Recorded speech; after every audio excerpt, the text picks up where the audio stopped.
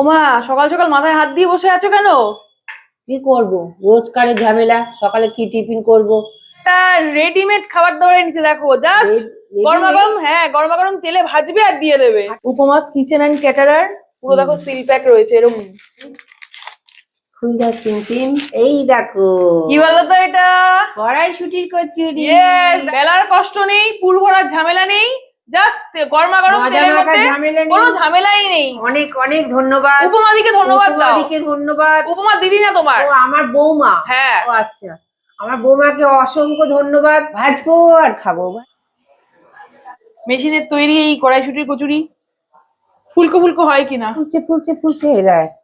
এই যে তাহলে দেখো, দেখো, এই একদম জাস্ট তেলের মধ্যে দেবে আর ভাববে বাহ কি ভালো। কত কাজে, কত কাজে, কত সঙ্গে সঙ্গে বানিয়ে দিয়ে দিল।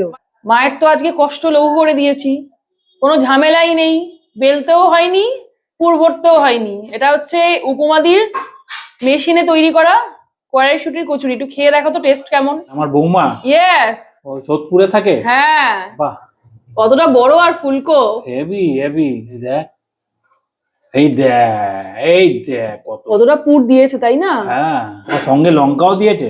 হ্যাঁ, শ্রীলঙ্কা। তরকারিটা মায়ের বানানো আর ও, কচুরিটা আচ্ছা। হচ্ছে ও, উপমাদির বানানো। আমি মানলাম তরকারিটা ফ্রি দিয়েছে কিনা। তরকারি ফ্রি দেয়নি। খুব সুন্দর, এমনকি কড়াইশুটির একটা মোটামুটি একটু গন্ধও পাচ্ছি। এত ভালো এ, আর এত ঝঞ্ঝাট কম। ঘরে নিয়ে এসে শুধু তেলে ভেজে আর দিয়ে দাও, এ তোর মায়েদের পরে মানে কুড়ে হয়ে যাবে। তো উপমাদি মায়েদের অলস বানিয়ে দিচ্ছে।